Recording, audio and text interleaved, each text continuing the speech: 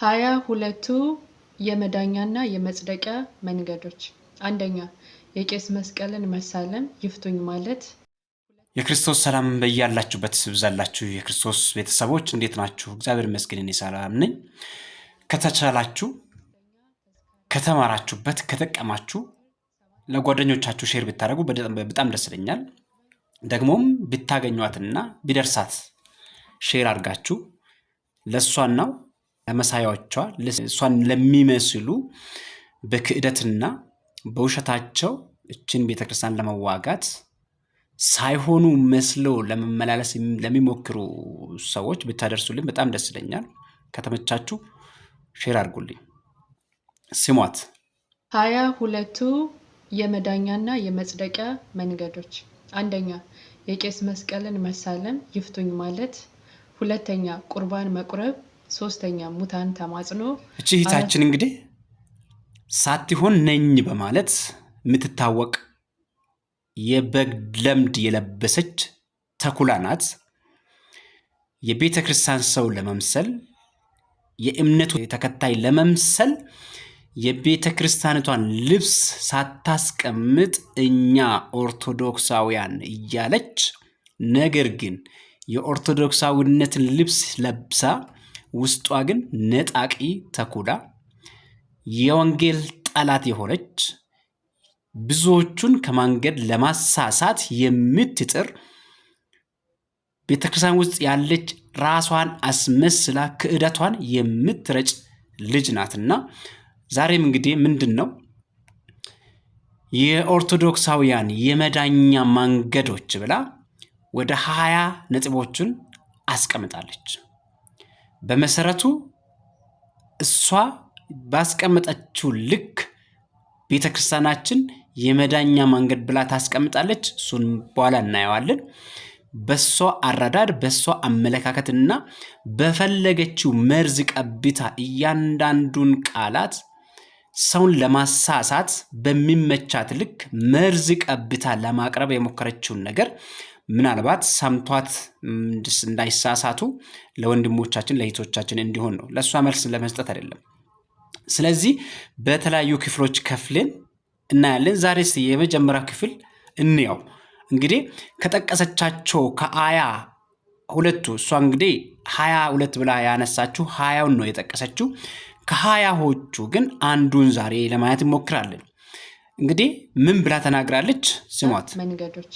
አንደኛ፣ የቄስ መስቀልን መሳለም እንግዲህ ቤተክርስቲያናችን የቄስ መስቀል የሚል መስቀል የላትም።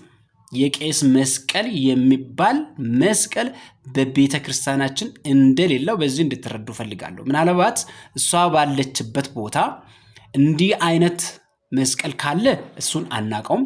እኛ ግን በቤተ ክርስቲያናችን ውስጥ በኦርቶዶክስ ተዋሕዶ እምነት ቤተክርስቲያን ውስጥ የቄስ መስቀል የሚባል ምንም አይነት መስቀል የለንም።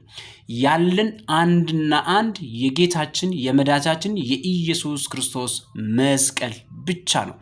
ምናልባት የኤኬሌ ቸርች ተብሎ በሰው የሚሰየመው እሷ ባለችበት ሊሆን ይችላል። እኛ ጋር ያለው መስቀል የክርስቶስ መስቀል ነው።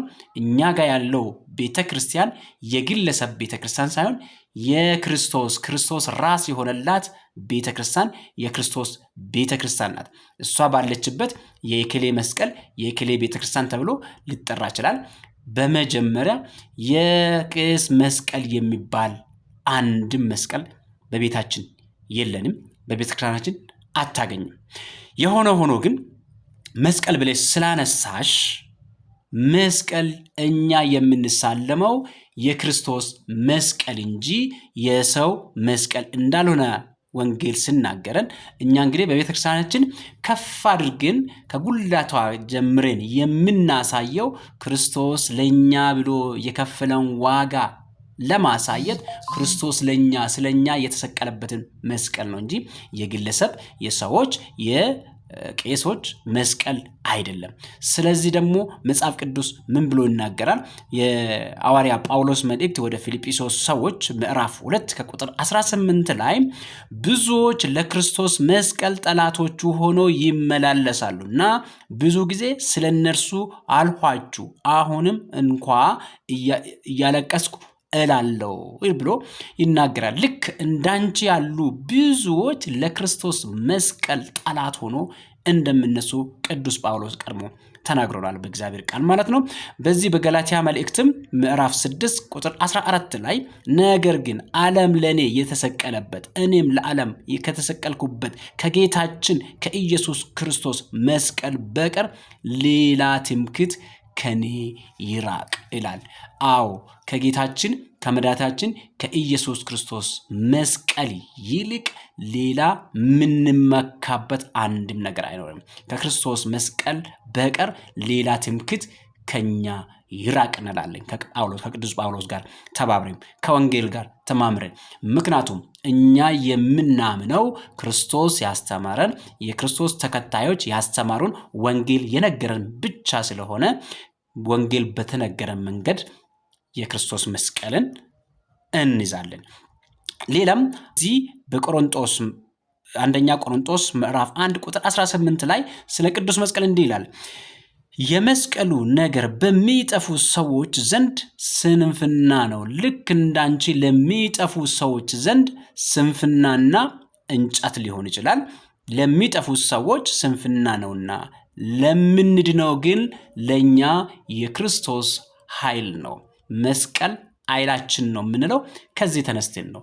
ምክንያቱም በክርስቶስ መስቀል ኃይል አግኝተን ጠላትን ድል ነስተን ዛሬ በሙላት ተስፋ የምናረጋትን መንግስተ ሰማያት ለመግባት እየተዘጋጀን ያለን ሰዎች ነንና ከሱ ጋር ተያይዞ እንግዲህ የመስቀሉ ነገር ስንፍና የሆነባቸው ሰዎችን ሲናገር ቅዱስ ጳውሎስ ሰዎች በጥበባቸው በማያውቁት በእግዚአብሔር ጥበብ ስንፍና በሚመስላቸው ትምህርት ያመኑትን ሊያድናቸው እግዚአብሔር ወደዋልና አንቺ ስንፍና በሚመስልሽ አንቺና መሳዮችሽ ክህደትና ስንፍና በሚመስላችሁ በክርስቶስ መስቀል በማመናችን እሱን በማክበራችን እግዚአብሔር ደግሞ ሞኝነት በመሰለው ትምህርት እኛን ሊያድነን ወዶ በዚህ መስቀል ላይ ተሰቅሎ በመሰቀሉ ዛሬ ድነት አግኝተናል። ክብር ምስጋና ለጌታችን ለመድኃኒታችን ለኢየሱስ ክርስቶስ ይሁን። ስለዚህ እኛ የክርስቶስን መስቀል በአባቶች እጅ የምንሳለመው እንጨት ነው ብለን ሳይሆን የክርስቶስ መስቀል ነው። ክርስቶስ እኛን ሊያድነን የተሰቀለበት የመዳኛችን መንገድ ነው ብለን የክርስቶስን የመዳን መንገዱን ክርስቶስ ለኛ ስለኛ ያፈሰሰውን ደሙን በማክበር እንሳለማለን እንጂ የቄስ መስቀል የሚባል ነገር የለንም። እግዚአብሔር ይስጥልን። ሁለተኛ ክፍል ላይ የቀጠሉትን ጥያቄዎቿን እናነሳለን። ኮፒ ሼር አድርጉና አድርሷት። እግዚአብሔር ይስጥልን።